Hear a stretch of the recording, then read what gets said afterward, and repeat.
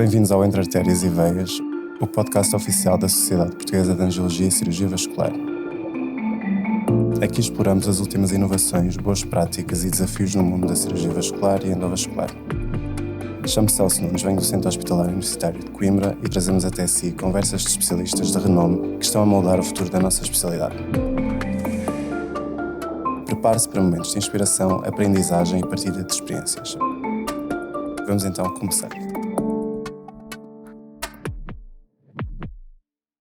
Antes de mais, queria dar as boas-vindas ao professor Dr. Frederico Gonçalves, especialista de cirurgia vascular e consultor no Hospital Santa Marta, e agradecer a sua presença neste podcast com o tema Após o internato, a perspectiva da realização de fellowships e carreira internacional. Bom dia, professor Frederico. Muito bom dia. Neste sentido, gostaria de começar por perguntar ao nosso convidado que barreiras e desafios enfrentou ao traduzir as competências adquiridas no estrangeiro, depois para o contexto nacional. Que barreiras encontrei? Barreiras existem em todas as circunstâncias, não é? Nós temos sempre resistência à mudança, faz parte da natureza humana.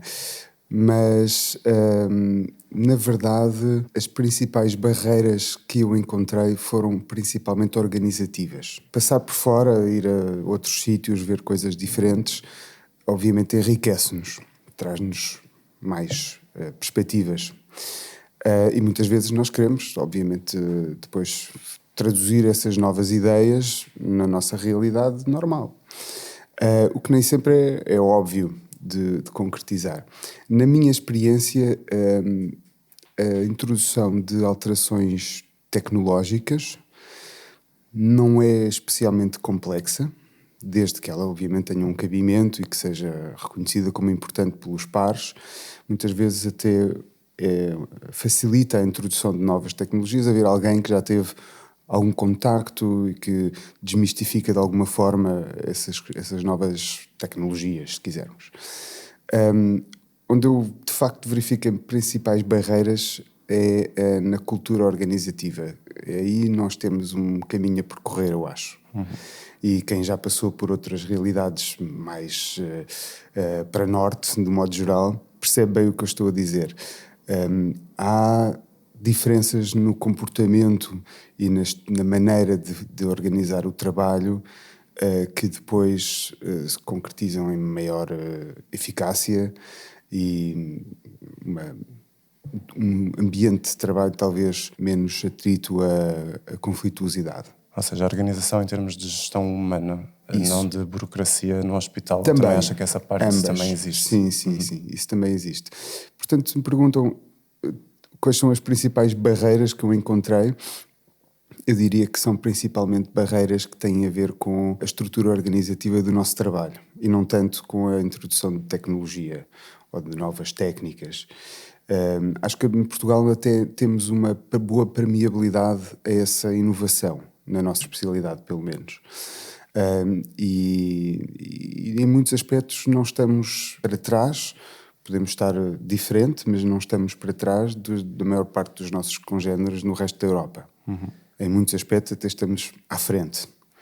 Mas há sempre diferenças, não é? E a riqueza de uma pessoa passar por fora do nosso contexto também é aquela de poder trazer algo que é e também ver o mal, também existem aspectos negativos. Exatamente, e o bom e o mau. Uhum. E o que nós queremos é perceber estar num sítio distinto do nosso.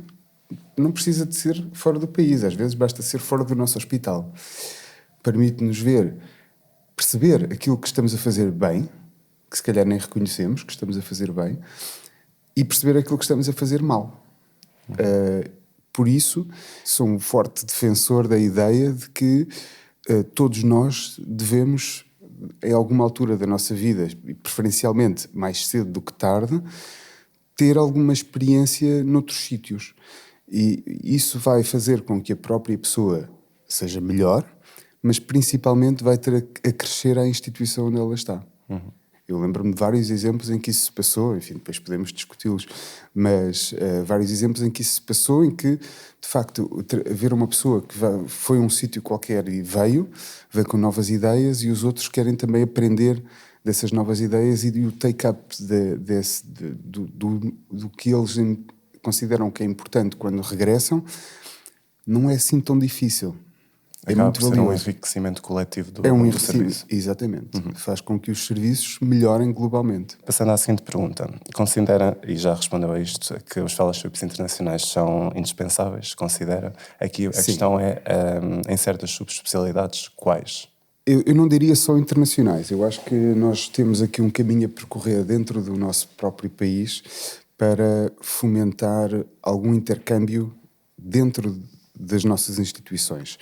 Não é preciso irmos à Espanha para ver uma coisa que se calhar se faz no hospital da cidade vizinha.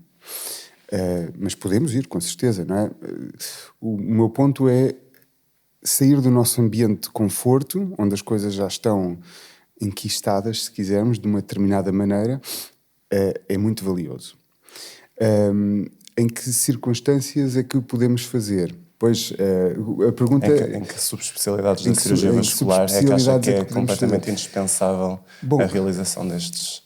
Completamente indispensável, não sei se seria... Depende um bocadinho das necessidades também dos serviços, e é preciso que quem dirige os serviços também tenha essa capacidade de entender bem o que é que são as lacunas e as mais-valias, oferecer oportunidades formativas naquilo que são as mais-valias a outros e reconhecer as lacunas eventuais ou aquele espaço para melhorar e incentivar os mais novos a irem preencher esse espaço. Vamos pôr aqui alguns exemplos concretos. Malformações vasculares, por exemplo. É uma área nicho em que a expertise é curta, nem é sempre realizado por cirurgiões vasculares. Há muitos contextos onde são dermatologistas, onde são radiologistas de intervenção, cirurgiões pediátricos que fazem esse trabalho.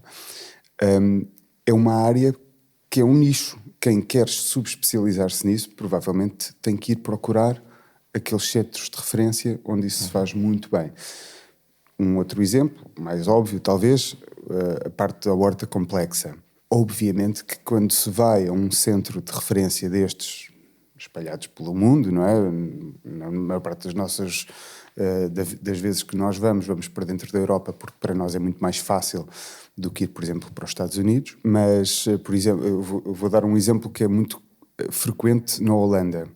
Na Holanda era quase tradicional o cirurgião vascular que queria aprender endovascular complexo ir para a Austrália. Tinham criado essa via. A Austrália foi um dos sítios onde se desenvolveu mais rapidamente a cirurgia endovascular, especialmente a complexa. E tornou-se... Houve algumas pessoas que foram e que criaram ali uma via e era tradicional ir para lá. Portanto, não é só dentro da Europa. Mas claro que quando se vai para um sítio desses, o uptake de nova informação, de novas visões sobre as coisas é muito rápido. E depois, quando a pessoa regressa, tem uma capacidade de influenciar o seu serviço, a maneira como as coisas funcionam e fazer com que melhore. E há muitos pequenos detalhes que nós aprendemos. Eu felizmente, pelas minhas circunstâncias de vida, tenho tido a sorte de ir passeando por aí e vendo muitas realidades diferentes, e também por trabalho de proctoring que faço ocasionalmente, vejo a maneira de funcionar de outros hospitais, e não há uma vez que eu não traga algo de novo, algo... Olha, aqui está uma boa ideia, olha, porque é que eu não faço isto? Portanto, esse intercâmbio é mesmo muito importante, eu acho. Ainda agarrando naquele intercâmbio que estava a falar, nacional, não é? Entre instituições, considera que existe algum tipo de preconceito ainda a fazer esse tipo de intercâmbios no nosso país? Ou existe algum tipo de barreira, e quais são? Em tempos idos, haveria uma resistência muito grande, principalmente pelas cúpulas dos serviços, a que isso fosse uma realidade. Hoje eu acho que essas barreiras estão no global ultrapassadas, embora possa haver, claro, alguma eventual resistência. Porque é que has de ir aí? O que é que eles fazem que nós não fazemos? Essa não é a pergunta. Não é o que é que eles fazem que nós não fazemos. É, vai aprender como é que eles fazem, para depois tirar o bom daquilo que eles fazem e substituir aquilo que nós fazemos menos bem. Esse é que é o ponto. E todos assim melhoramos. Há muitos países onde a organização do internato não é feita da mesma forma que nós fazemos. Os internos, no fundo, aqui estão contratualizados a um determinado centro hospitalar, enquanto que noutros países, nos nossos vizinhos espanhóis também é assim, julgo que é assim, na Holanda é assim, os internos são de uma região. O que não é mau, eu acho que é uma ideia interessante, porque permite que durante o seu internato essas pessoas tenham a flexibilidade para ir a vários sítios, ver várias realidades e depois no final ter uma imagem mais completa e também para o seu futuro profissional não ficarem tão vinculados a uma determinada instituição que depois torna até às vezes difícil as mudanças de sítio. Portanto, muitas vezes depois a pessoa sente-se condicionada a aceitar o seu trabalho como especialista na mesma instituição, ou quando prefere não o fazer, pode ser até mal interpretado por não o fazer, o que não tem obviamente nada de errado, mas há esta condicionante extra. Qual será a desvantagem desse tipo de organização? Há duas principais desvantagens. Uma é a organização das urgências, porque é muito mais fácil ter os internos, saber com que massa de crítica de pessoas é que se conta sempre para organizar escalas e fazer a organização normal do trabalho. E depois cria-se de facto uma relação melhor, que pode ser positivo ou às vezes também negativo, mas na maior parte das vezes é positivo, com os especialistas desse determinado hospital. Portanto, acaba por haver uma relação de confiança que se cria ao longo de vários anos e que depois também faz com que os internos tenham uma maior facilidade em ganhar autonomia. Mais à vontade. Mais à vontade. É mais difícil confiarmos em alguém que acabamos de conhecer há 2 semanas, não é? Se conhecermos essa pessoa há 2 ou 3 anos, há uma relação de confiança que se cria e isso facilita também a formação. Posto isto, e apesar das limitações que eu acabei daqui de dizer, eu acho que o internato de cirurgia vascular em Portugal é dos melhores que existem. É difícil imaginar um interno noutro país da Europa que saia com uma formação melhor do que aquela que nós podemos oferecer em Portugal. E é preciso também ter a noção disto. Eu sei como é que são os internatos em alguns países, como por exemplo na Holanda e Espanha, e sei como é que saem as pessoas preparadas. Não saem como os portugueses.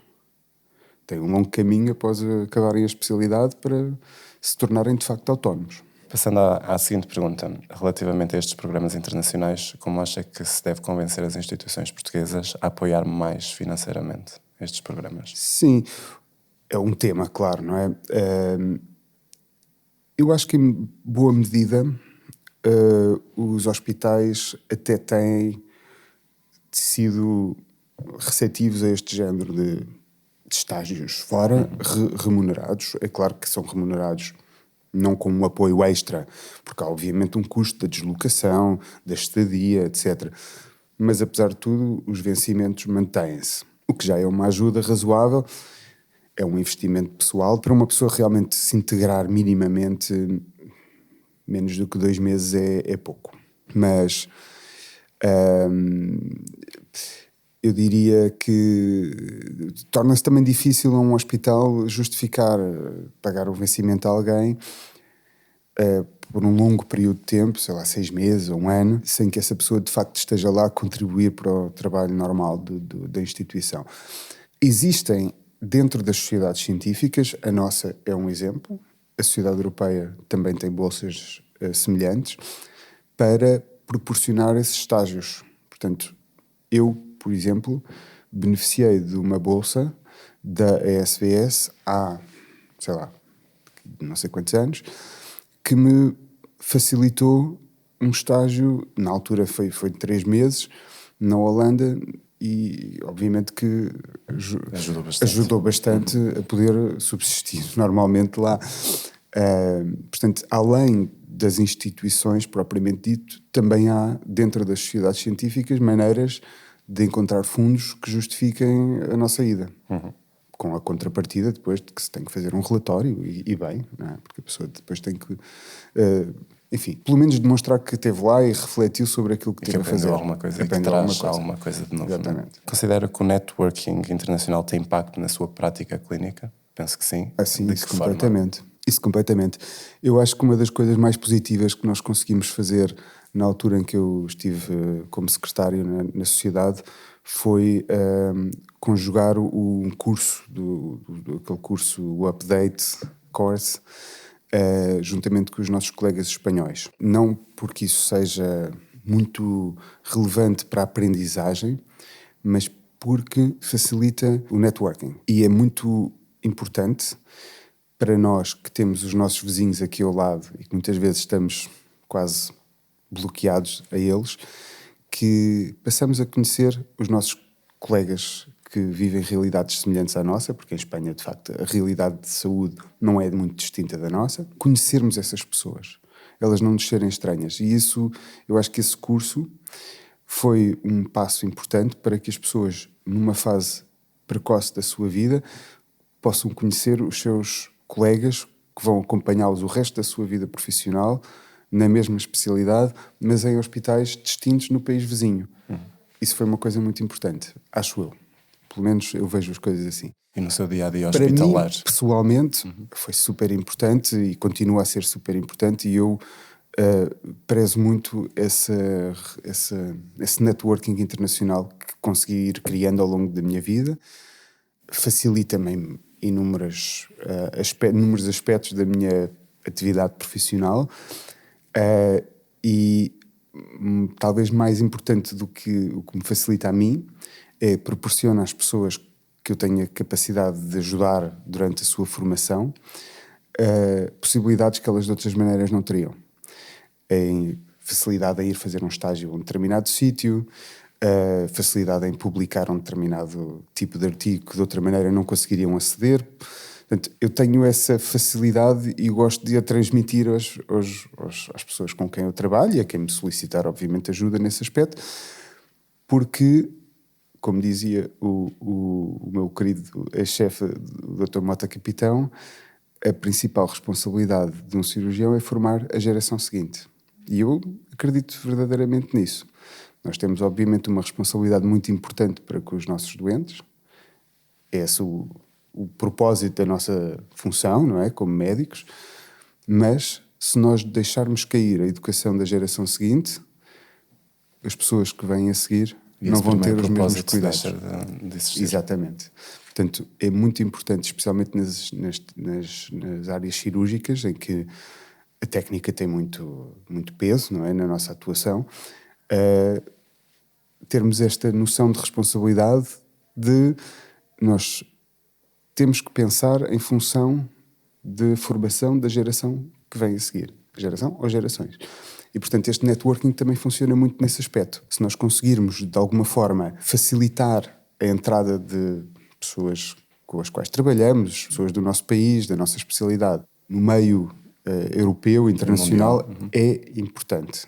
É importante para o nosso país, é importante para o desenvolvimento da nossa especialidade como um todo, e isto tudo, no fim, reflete-se aonde? No tratamento dos doentes. Nós só fazemos tudo isto, nós estamos a contribuir sempre para melhorar a qualidade do serviço que é prestado aos nossos doentes, e é para isso que cá estamos. Portanto, eu vejo as coisas desta forma. Ainda agora, regressando às características dos sistemas de saúde que experienciou ao longo da sua vida, quais é que sente mais falta em Portugal, que não tem aqui em Portugal? E outra pergunta que eu queria acrescentar é, diga-me uma característica desses sistemas de saúde que acharia ou muito difícil ou quase impossível de implementar em Portugal. Voltamos àquela questão inicial. Há aqui diferenças culturais importantes que nós não podemos eliminar desta equação.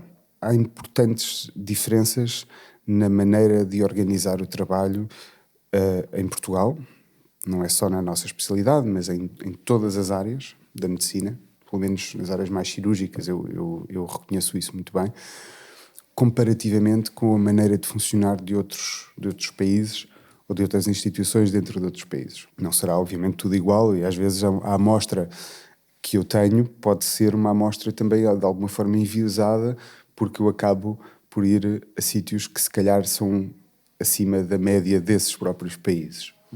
Mas há importantes diferenças culturais na forma de organizar o trabalho, no respeito pelos timings das coisas, na otimização dos recursos.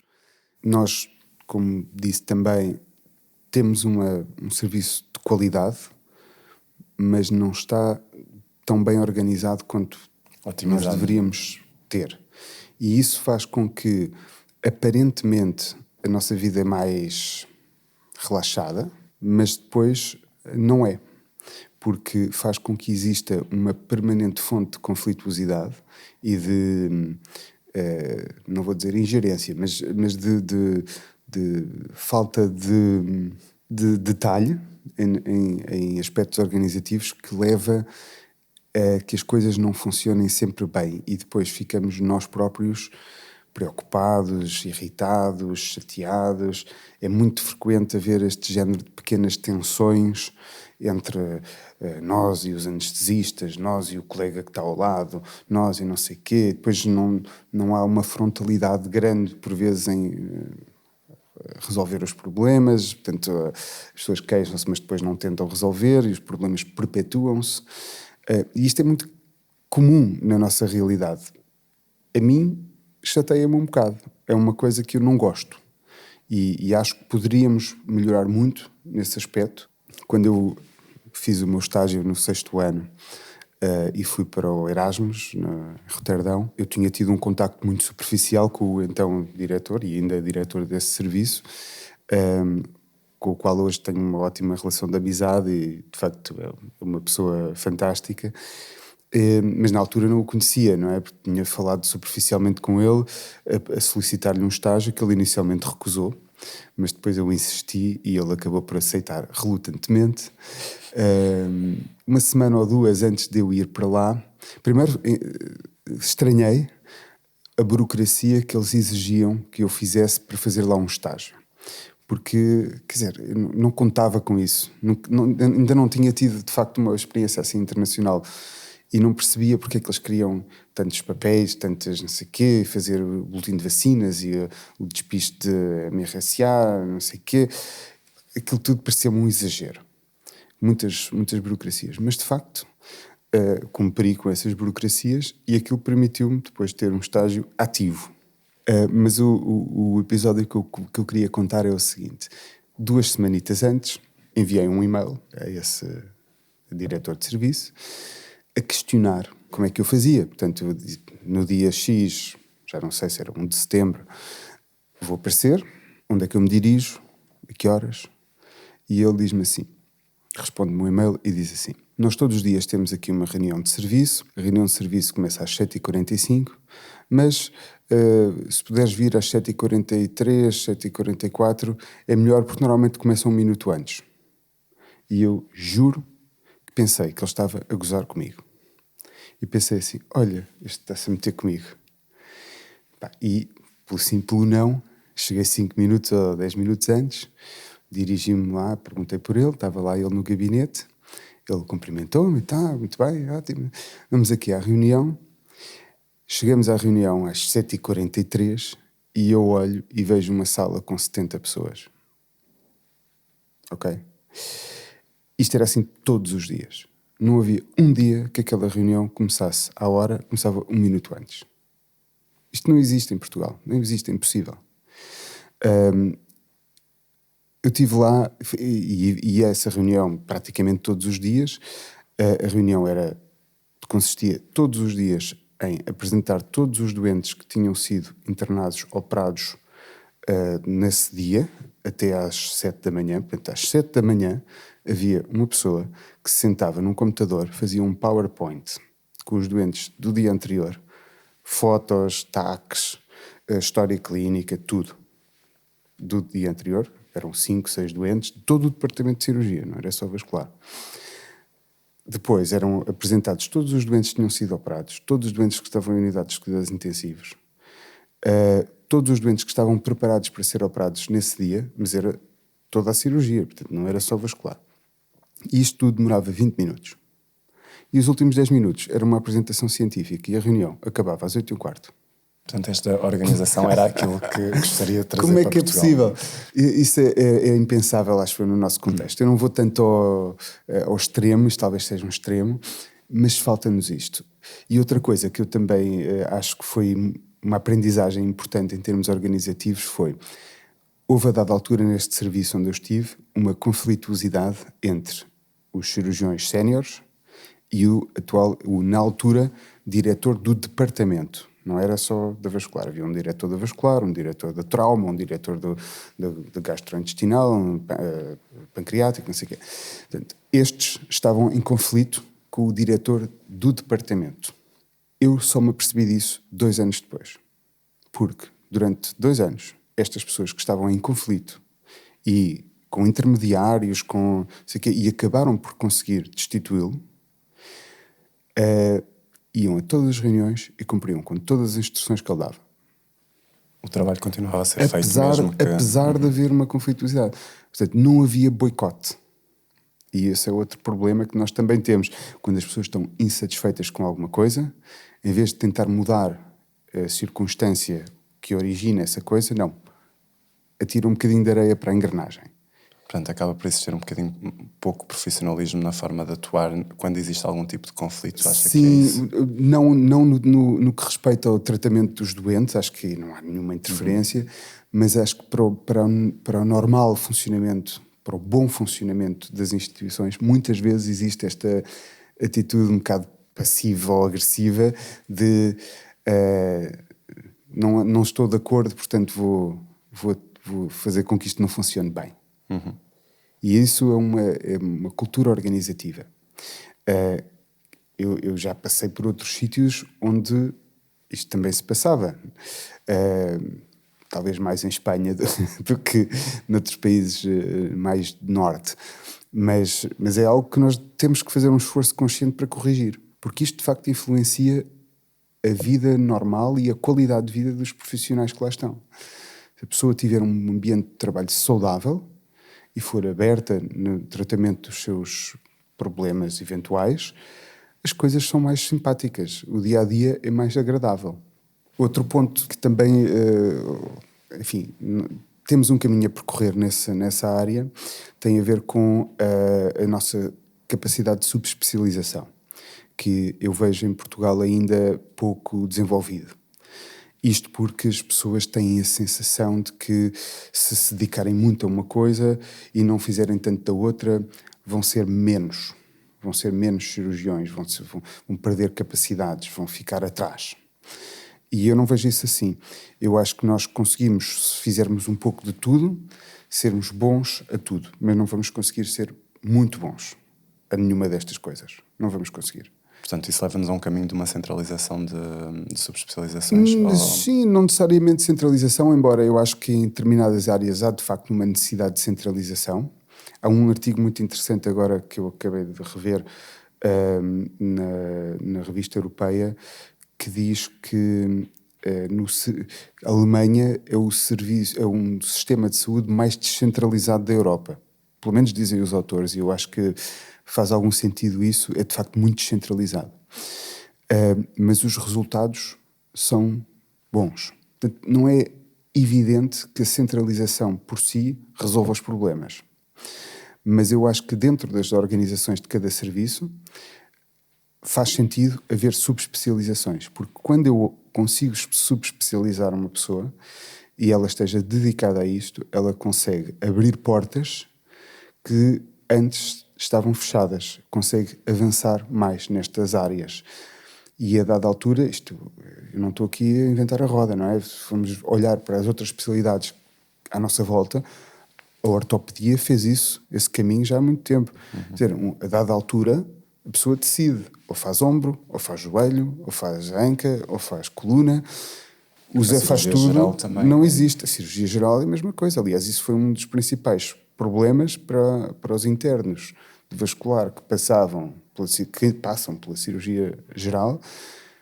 Como é que se resolve o problema da subespecialização da cirurgia geral, ainda por cima com tudo laparoscópico? Quer dizer, a pessoa passa de poder fazer um bocadinho de tudo para não fazer quase nada. Essa é uma desvantagem, obviamente, da subespecialização. Portanto, é um equilíbrio.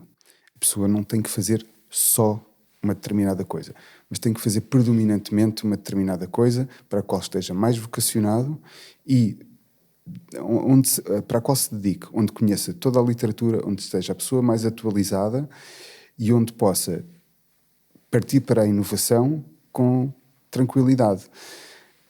Eu fazer uma coisa rara com uma tecnologia de ponta uma vez ao ano ou não fazer nenhuma é indiferente.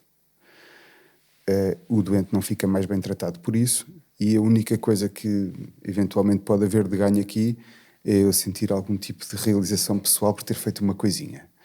Mas isso não vale nada, porque a realização pessoal de uma pessoa que se subespecializa e que consegue chegar a um patamar mais alto na sua subespecialização é muito maior do que, olha, agora fiz uma coisinha, agora pus um stent, não sei o quê. É uma visão um bocadinho tacanha da... E nem é correto para os doentes que Nem estamos é a tratar. correto para os doentes, é mais para o benefício dos próprios profissionais. É um benefício enganador mesmo assim, mas seria mais numa ótica de aquilo que me dá jeito a mim e não aquilo que é melhor para o tratamento dos doentes. É claro que depois tem tudo contrapartidas, não é? Uma pessoa que deixa de fazer, por exemplo, cirurgia endovascular aórtica, no dia em que estiver de urgência e tiver uma ruptura de um aneurisma, obviamente que vai ter mais dificuldade. Isso é uma contrapartida deste sistema de subespecialização. Por isso, eu também acho que não devemos deixar de fazer tudo. Mas, se calhar, os bypasses ultradistais não são para todos. São para um nicho de pessoas. Se calhar, a aorta toracoabdominal não é para todos. É para um nicho de pessoas. E isso não tem nada de mal. Não são melhores nem piores aqueles que fazem isso ou não fazem. Estão subespecializados. Pronto, é assim. E isto acontece já em larga escala pela Europa fora e nós ainda não chegámos lá. Portanto, considera que Portugal devia ter vários serviços com vários especialistas subespecializados em diferentes áreas, não é? Sim. Para conseguir oferecer à população. O que acaba por informalmente já acontecer em algumas áreas, mas é informalmente. E depois, na altura, também se espera que essas pessoas acabem por fazer tudo o resto também. Também é um peso excessivo sobre algumas pessoas versus outras. Portanto, às vezes é preciso ter aqui alguma coragem para também assumir que estas coisas são assim, é necessário haver uma subespecialização. Muitas vezes a própria pessoa pode não reconhecer imediatamente a vantagem que isso lhes pode trazer, mas traz. E é olhar à volta. Não há um oftalmologista hoje que faça todas as áreas da oftalmologia, é impossível. Não conseguem. E nós iremos provavelmente seguir esse mesmo caminho. Para terminarmos, como manter o contacto, estava a falar daquela história do direto de serviço, como manter o contacto com os mentores após o término do fellowship e quais são as vantagens de manter esse tal contacto? A principal forma de manter o contacto com esses mentores é através dos mais novos. É facilitando-lhes o intercâmbio com esses serviços, é proporcionar-lhes oportunidades. Eu tenho feito isso com várias pessoas com quem tenho trabalhado ao longo dos anos, felizmente com muito sucesso.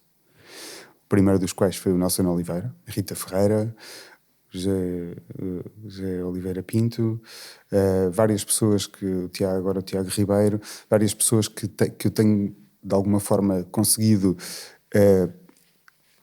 introduzir nessa ambiente mais internacional e depois, obviamente, eles têm seguido muito bem o seu caminho, autonomamente, mas essa é uma forma que para mim me trouxe muito prazer em conseguir.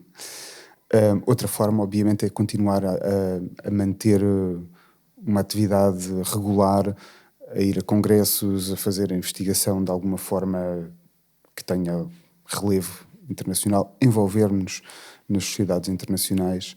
Isso são tudo as pessoas a nossa área não é assim tão grande. As pessoas que são mais ativas habitualmente estão nestes fóruns.